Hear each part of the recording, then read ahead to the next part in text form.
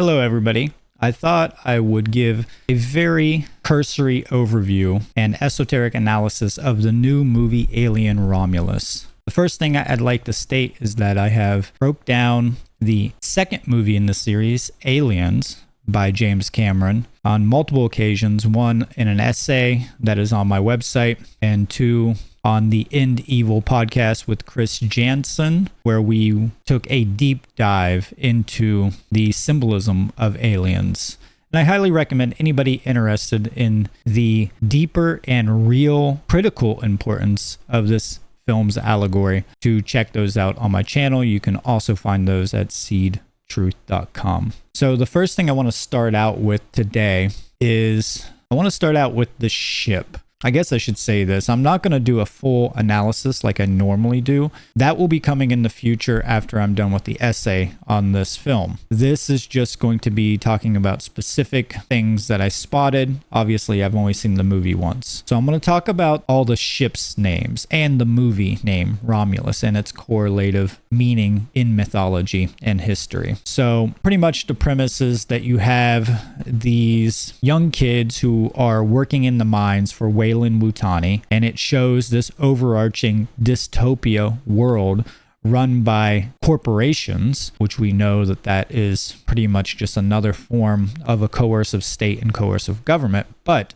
it is run by corporations, and that they are in a dire situation where they cannot get their freedom to leave this mining colony without putting in enough work. So they are trying to steal these cryo chambers so that they can go to this other planet, and they end up taking off in this ship. And this is what I'm going to focus on. I'm not going to give the full synopsis of the film, but they take off in this ship, and the ship is called Corbellin 4, and it's seen on the side of the ship. A lot of people miss this from what I was seeing online.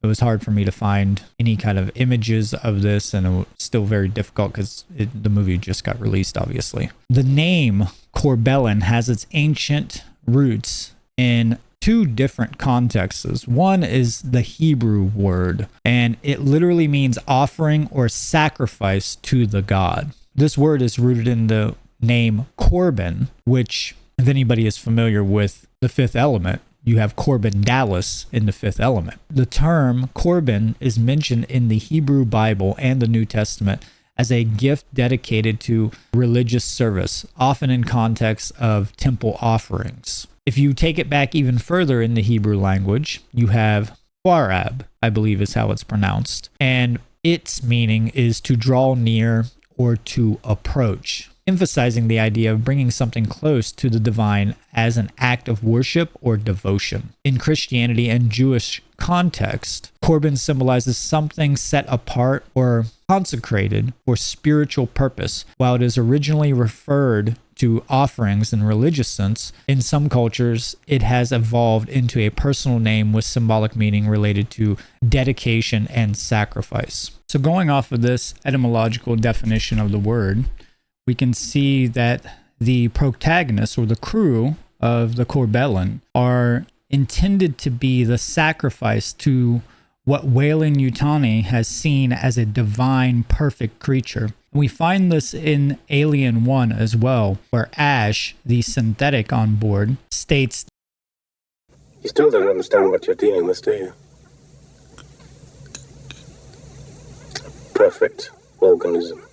So we can see that this is divinized and personified as a perfect organism in the universe, which is likened to a divine creature or divinehood. Just like in many of the other movies, this one is directly referencing the crew to be the sacrifice to the Xenomorphs. There's more significance to this name as we dive deeper into it. So as with other ships in the Alien series, this ship name is taken directly from Joseph Conrad's novel, specifically the novel Nostromo, which was the name of the ship in the earlier Aliens franchise. In this novel, there's a character, Padre Corbellin, of a big Corbellin family living in a remote fictional town in South Africa. This entire franchise directly pulls from Joseph Conrad's novel The Heart of Darkness as well, a descent into madness. This descent ascent represents the descent into the subconscious mind, but also the spiritual journey of attaining true self-mastery and gnosis. So in my point of view, not only does the number 4 of this ship represent the 4 elements, but it's also the representation of the attempt to try to control the elements, meaning an outreach before understanding principles to attempt to control the natural order of things. This ship eventually docks with the Renaissance Station, again, a very symbolic name, which in classical history is the revival of art and literature under the influence of classical models in the 14th to 16th century. But the word Renaissance also means rebirth. And in this film, we see that this has this Gnostic cycle, this Gnostic symbolism of death and rebirth throughout the entire movie. This also correlates to the solar cult hero myth of the Osiris mythos. So the Renaissance is literally, in classical history, is taking us out of the dark ages of the medieval time period into higher thought, whereas prior to this was an anti-intellectualism taking place in Europe. In my point of view, which I may end up changing in the future after further analysis, the idea of moving out of this corporatocracy, which is just a world or a society ruled by corporations, more specifically speaking,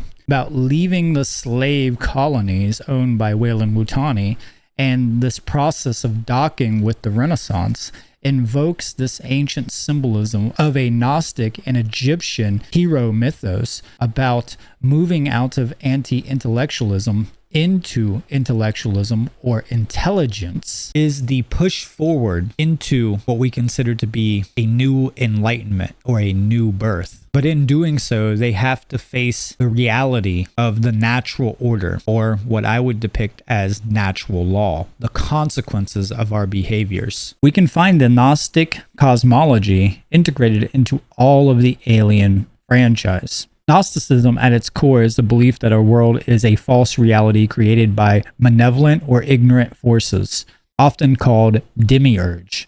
In contrast to this dark world, which is very similar to Plato's idea of Platonic forms, Gnostics believe in the unknowable transcendent God, the source of true light and consciousness. And in the Gnostic tradition, human beings are trapped in this material realm, separated from divine knowledge or gnosis. A good example of this would be the relationship between the creator and the created, from the androids like Ash and David to Xenomorphs themselves. This series entertains the idea about what happens when flawed or even malevolent creators fashion life in their image. So on one level, we have this dark Gnosticism, which is the idea that the Xenomorph is this highest entity of divine perfection. And on another level, we have the protagonists who are just seeking true liberation from suffering and slavery. The crew's struggle to survive is more than just a physical battle. It is a metaphor for the spiritual or soul struggle to reclaim their place in a spiritual domain. On this ship, the Renaissance, they have a biolab specifically dedicated to the study of the xenomorph in hopes to create superhuman beings, to evolve the species through this black goo or black substance, which is a whole nother symbolic allegory to get into. This lab is specifically called Romulus, which is the name of the movie. Synchronistically, this was something that I talked about in my first episode of Beyond the Forbidden Veil. This is a throwback to an ancient mythological story of Romulus and Remus. The story of Romulus and Remus is one of the most well-known myths in Roman history. According to legend, the twin brothers were abandoned at birth and raised by a she-wolf in the wild. They eventually sought to establish a city, but conflict arose between both of them, leading Romulus to kill Remus and become the founder of Rome. This tale is more than just a historical narrative. It is a symbolic reflection of the duality within the human nature: good, evil, light, and darkness. On one level, which is usually the historical analysis of this mythology, Romulus is supposedly, or ostensibly, meant to represent the rational, civilizing force that builds society, while Remus embodies the untamed primal energy of nature or the natural order that threatens the established order, or what I should say, quote unquote, threatens the established order. If anybody is familiar with Roman history, we know that this is actually antithetical to what takes place. The act of Romulus killing Remus is an allegory for the oppressive force and suppression of nature itself. To many, it is also the suppression of the shadow self, or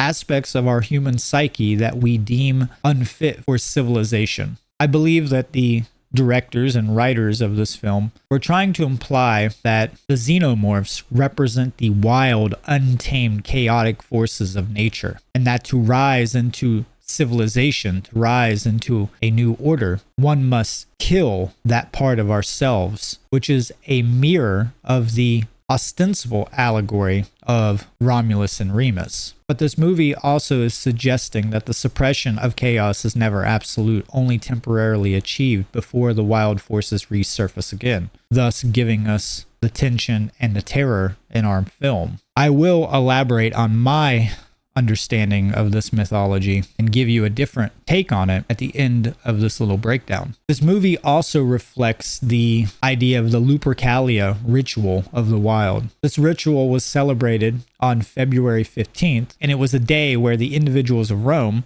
would reconnect with this natural force, these natural energies, which were a rite to purify the city and ensure fertility amongst the civilization. It was also meant to be a magical protection against evil spirits. During the festival, priests known as Luperci would sacrifice goats and dogs, smear their blood on their foreheads, and run through the streets, whipping people with strips of the sacrificed animals' hides. While these rituals may seem bizarre today, they were deeply symbolic. The blood represented purification and protection, while the whipping was believed to enhance fertility at its core. Lupercalia was a ritualistic reconnection with the primal forces of nature, acknowledging that civilization depended both on the balance between order and chaos. My alternative take on the Romulus and Remus mythology is to reverse the idea of order and chaos, because we know that the state and government is actually a chaotic force,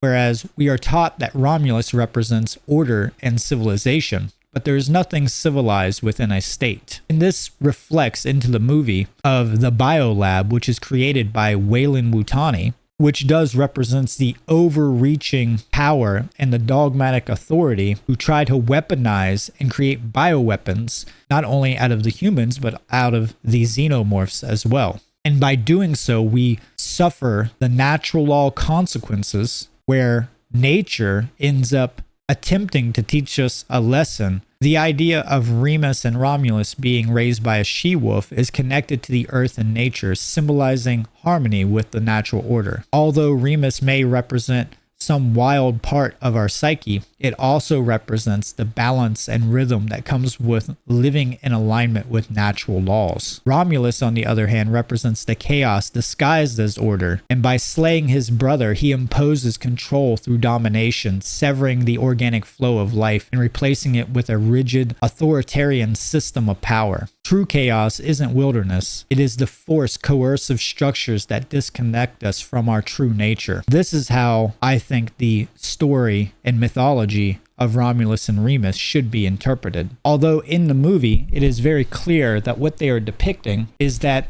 Remus represents the aliens and the Biolab represents Romulus, the attempt to create order out of the chaos of nature. The alien itself can be an archetypal image for our shadow self or our darker parts of ourselves, which are the repressed forces within the human psyche. The alien also, on another level, could be a representation of natural law itself, though that's a whole nother can to open up. We'll stick to the more basic analysis for this breakdown. The idea of this alien creature being the dark aspects of ourselves has many symbolic correlations. The alien, which was directly designed and influenced by the art of H.R. Giger, which I broke down in my essay and that podcast with Chris Jansen, the End Evil podcast, has not only masculine and phallus symbolism, because H.R. Giger's artwork was this idea of sexuality and of biomechanical monsters. So to me, H.R. Giger, his profound creativity tapped into the darker aspects of the collective consciousness and unconsciousness, and he is the opposing artistic style to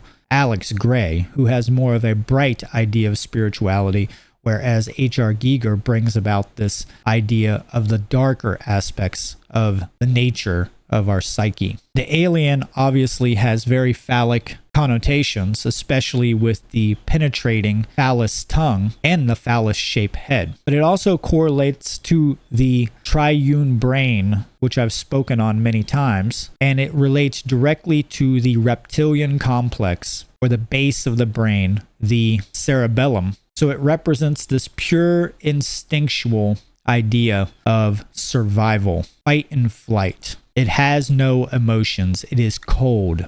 It is mechanical. Thus why the teeth are shown to be metal. Obviously, the idea that it is a xenomorph also correlates to the phobia of xenophobia. So if we stick with the original correlation of the idea, the alien creature also represents the ego-based consciousness. And if we stick with this, then we can see this old mythological tale of the need for the hero to slay the dragon or the serpent. And if we correlate this to the Romulus and Remus mythology, and we say that Remus represents the alien creatures, and that Romulus is actually the higher self, which is striving to bring about true order, then we can see that the main protagonists of this movie are in this constant battle between chaos, Remus, and order, themselves being the orderly force represented as Romulus, in order to create a new order, or bring about an enlightenment in a Gnostic idea. As I said in my breakdown of the first two Alien movies, the protagonist being female is crucially important to this allegory, due to the fact that the protagonist represents the sacred feminine aspect of our consciousness, the compass or the conscience of ourselves, which is then activated into moral action and wisdom to handle the horrific situation at hand. The sacred feminine aspect is the force which is needed to raise right action and to raise ourselves into true wisdom from the reptilian complex. I think that this is what the intended direction of the film is supposed to represent, which is that Romulus represents this Gnostic form of enlightenment, which is correlated to the main protagonist, and that by all means we must defeat the psychopathic tendency within our psyche and within our minds, or within society. On one level, another correlation, which I've talked about briefly before, is that the aliens are a mere reflection of the corporation of Weyland-Yutani. They both, by de facto, are doing the same thing, though the aliens are only acting out of the nature of themselves, meaning that they are understanding their role and doing what they are meant to do, whereas the humans are not. Thus, they are lesser than the aliens, specifically the humans in Weyland-Yutani. They have not understood their natural place in the world and have been striving to use coercive force not only to govern the elemental powers of nature, but also to govern and create slaves out of all of us in favor of profit and control. So I think that's all I'm going to cover for now, but I feel that I most likely will redo my breakdown of the second movie in the franchise, Aliens, which I have a very great essay on. And in the future, once I get to watch this again and have some more thoughts on it, I will do a full-on deep analysis of this film, breaking down all the symbolism, which is extremely similar to the first two films. In fact, this movie throws in so many throwbacks or homages towards Alien and Aliens that it's hard to even see anything new in this movie. So even though I think it is a wonderful allegory, on a cinematic level, it is simply a retelling of the same hero myth and hero journey. And in fact, they just took a bunch of the scenes from the originals and, in my point of view, did them a disservice because it is not as authentic as the original and they just were not as well performed as the original. Although I appreciated them coming from my nerd mind because it was very exciting and I knew what they were talking about. So I was very excited and just very happy to like hear these lines and see these scenes in this film that were an homage towards the older films. So I would recommend watching this film. There is a lot more to this film, such as the transhumanistic ideologies that are being brought to the forefront, which I think James Cameron has been a wonderful allegorical narrator for. And if anybody is interested in checking out some other work on this, you can check out my essay, like I said at the beginning, at seedtruth.com, and you can check out the videos in the podcast playlist of the Seed Truth Academy YouTube page or on Odyssey. Thanks for joining me for this brief breakdown, and I look forward to getting some more content out.